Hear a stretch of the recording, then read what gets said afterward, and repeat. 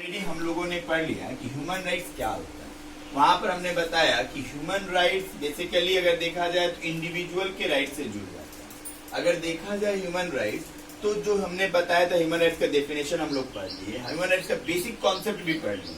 अब हम जो बता रहे हैं ह्यूमन राइट्स के एक इवोल्यूशन का पार्ट है, किंतु इवोल्यूशन बताते वक्त भी बताएंगे, फिर भी इवोल्यूशन बताने से पहले ये कॉन्सेप्ट क्लियर कर देते हैं कि जो पहले जनरेशन के जो लोग थे ना, उनके पास कुछ राइट्स है, वो लोग कुछ डिमांड कर रहे थे, क्योंकि वो लोग ह्यूमन राइट्स डायनामिक्स है, हमेशा एक जैसा नहीं रहा। पहले अगर ग्रीक की बात करें, ग्रीक के समय अलग था। 1215 में जो मैग्ना कार्टा आया उस समय ह्यूमन राइट्स का कॉन्सेप्ट अलग था। देन आफ्टर फ्रेंच रेवोल्यूशन हुआ, उस समय ह्यूमन राइट का कॉन्सेप्ट अलग था।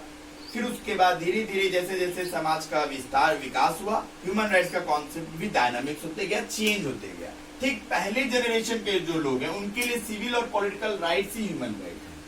अब ये सिविल राइट क्या होता है, क्योंकि जैसा कि आप लोग जानते हैं राइट का मतलब होता है claims of individual, right claim, जो क्लेम कर रहे हैं इंडिविजुअल उसको राइट कहते हैं। और ये जो राइट आपके बाय बर्थ, जिसको इनएलिएनेबल नहीं कर सकते, जिसको अलग नहीं कर सकते, जो बेसिक नीड्स है डेवलपमेंट के लिए, ह्यूमन राइट्स है स्पेशली।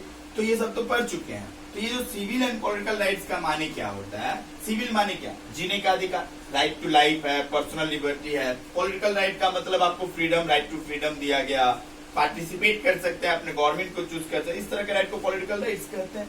तो ये लोग फर्स्ट जनरेशन के जो लोग थे उनके लिए ये था कि right to life and liberty, right to freedom of speech and expression, यही सिविल राइट था, यही आपका क्या था, यही राइट को डिमांड करना ह्यूमन राइट्स था। ये लोग सिर्फ इसी राइट को ह्यूमन राइट समझ रहे थे। ये स्पेशली कब स्टार्ट हुआ, यूरोपियन जब एनलाइटमेंट का जो समय आया था, दौर आया था, जिस वक्त इंग्लिश रेवोल्यूशन, जैसे ग्लोरियस रेवोल्यूशन हुआ था, जिस वक्त अमेरिकन रेवोल्यूशन हुआ था 1776 का याद है, उस दौरान की बात कर रहे हैं। फ्रेंच रेवोल्यूशन हुआ, उस वक्त ये फर्स्ट जनरेशन का डिमांड हुआ, उस वक्त फर्स्ट जनरेशन की बात हुई।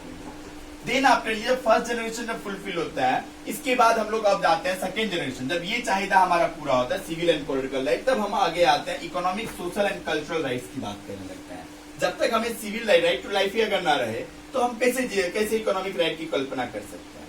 तो इकोनॉमिक, सोशल एंड कल्चर ये भी जुड़ जाता है। अब ह्यूमन राइट्स जो है, अब जो सेकेंड जनरेशन के जो लोग कहते हैं कि सिविल और पॉलिटिकल राइट सिर्फ नहीं है, ये तो रहेगा ही, इसके साथ हमें ये भी चाहिए, ये भी ह्यूमन राइट्स है। क्योंकि राइट टू लाइफ के लिए हमें इकोनॉमिक एक अच्छा मेटेरियल कॉन्सेप्ट आ गया ना, धीरे धीरे हम लोग मेटेरियलिस्टिक एज में जाते गए।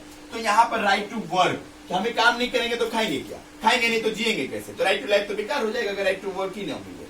तो ये सेकेंड जनरेशन वाले इकोनॉमिक, सोशल, कल्चरल राइट्स को ही ह्यूमन राइट से जोड़ने की कोशिश कर रहे हैं। इनके लिए राइट टू एडुकेशन आ गया। एडुकेशन के बिना आप क्या करोगे, अब कोई भी छोटा सा भी काम करने के लिए एडुकेशन चाहिए। जैसे कि पिछले दिन एक नोटिफिकेशन था जहां पर देखा जा सकता है कि कुक का काम करना है, लेकिन क्लास 8 क्राइटेरिया दे दिया, क्लास 8 पास होना चाहिए, तब जाकर के वो कुक बन सकता है। ठीक है। फिर एसोसिएटेड विद, यहाँ देख सकते हैं ये किस वक्त आया, ये स्पेशली देखा जा सकता है कि कैपिटलिज्म के समय में आया, unregulated capitalism from mid 19th century. मतलब ये स्पेशली देखा जाए सेकेंड जनरेशन की बात कब से आ रही है, कब हम लोग इकोनॉमिक, सोशल, कल्चरल राइट की डिमांड कर रहे हैं, 19th सेंचुरी के वक्त में। कब कर रहे हैं, 19th सेंचुरी के वक्त में कर रहे हैं।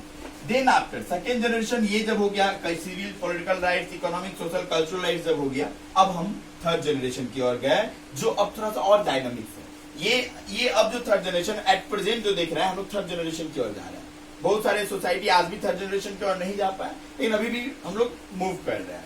इसमें सोलिडारिटी राइट की बात कर रहे हैं। मतलब ये हुआ, हम लोग अब सिर्फ इकोनॉमिक, सोशल, कल्चरल नहीं चाहिए, सिविल, पॉलिटिकल राइट मिल जाने से ह्यूमन राइट्स नहीं हो जा रहा है। अब हम पीस की बात करें, हमें शांति भी चाहिए, पीस भी चाहिए। डेवलपमेंट की बात करें कि डेवलपमेंट हो हमारे सोसाइटी का। देखते हैं ना, इंडिया का डेवलपमेंट की बात हम लोग करते हैं ना। राइट टू फूड, हमें खाने का भी अधिकार हो। क्लीन इन्वायरमेंट चाहिए, क्योंकि जब तक क्लीन इन्वायरमेंट नहीं रहेगा हम सांस कैसे लेंगे, ऑक्सीजन कैसे गर्म होगा। Collective right to self determination की बात कर रहे हैं। तो राइट टू नेशन बिल्डिंग, यहाँ पर हम लोग क्या कर रहे हैं, एक नेशन को बनाना भी हमारा राइट है। अब ये सोच रहे हैं कि नेशन बिल्डिंग को भी तैयार करना भी ह्यूमन राइट्स का पार्ट बन जा रहा है। माने यहाँ से क्या देखने को मिला है, अब ह्यूमन राइट्स किसी एक सीमित दायरे तक नहीं सीमित है, ये मतलब एक डायनामिक कॉन्सेप्ट हो गया। यहाँ से देख सकते हैं, ये स्पेशली सेकेंड वर्ल्ड वॉर के बाद इस तरह का कॉन्सेप्ट आया, माने 20th सेंचुरी में आया, मिड 20th सेंचुरी की बात कर रहे हैं यहाँ पे। इस वक्त क्या था, political, economic aspiration of development, specially development countries और पोस्ट डेवलपमेंट जो कंट्रीज थे, वहां पर जो आपका क्या बोलते हैं, इकोनॉमिक एस्पिरेशन की बात होने लगी, पॉलिटिकल डेवलपमेंट की बात होने लगी।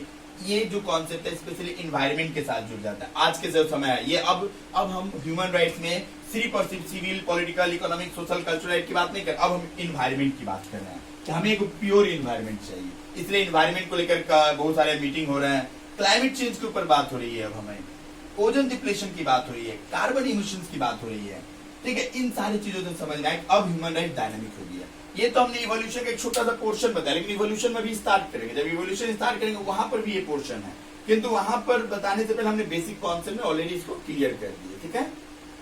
तो अब इसके बाद इवोल्यूशन स्टार्ट होगा।